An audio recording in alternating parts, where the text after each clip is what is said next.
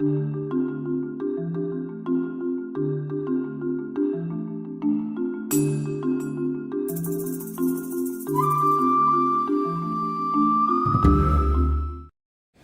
hi, I'm Colin Poulton from the Centre for Development, Environment and Policy at School of Oriental and African Studies, University of London. If we are thinking about food security in the world, then I guess we have to start with the fact that the vast majority of the poor and the vast majority of the hungry are still rural households, and are going to be so for a while to come. And they're mainly in South Asia and Sub-Saharan Africa. In South Asia you've got rural landless and you've got smallholder farmers. In Sub-Saharan Africa they are still largely smallholder farmers, and think about what they need to increase their incomes and to become more food secure that way. And obviously broader economic growth is going to be important for them, and they've got to be able to connect into that. And for most of them at the moment, their single problem is they're stuck in a sort of semi-subsistence poverty trap, where they devote a lot of their agricultural activities, at any rate, to trying to produce food. They don't produce enough, so they're still having to buy more than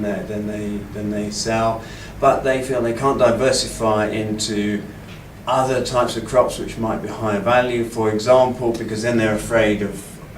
what happens in a bad year. Will they be able to get the money to buy things? And so for them, what they need, better functioning food markets in particular, and so looking into what it is that's constraining the efficient functioning of food markets in rural areas is really critical, and what can be done to sort of stabilise prices so that those bad years are not such a high risk for the households that have produced enough. And then on the other hand, we need efforts to enable them to increase the productivity of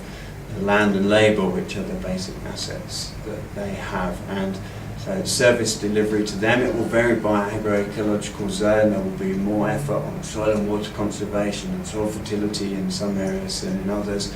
on integrating livestock into their crop production activities in other areas, but also getting them improved seeds and access to fertiliser, which will probably require some access to better rural financial services. So service delivery to these poorest households to enable them to get out of this trap where they feel confident enough, either they can buy the food or they can produce enough for themselves, so that then they can devote some of their time, which is currently going to very low productivity, stable production, they can devote it to doing other things which get them more money.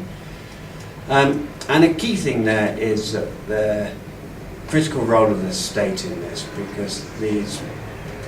poorest households are typically in areas where markets aren't functioning very well, and the private sector isn't just going to come in when there are lots of tiny households, tiny surpluses, very small demands for inputs.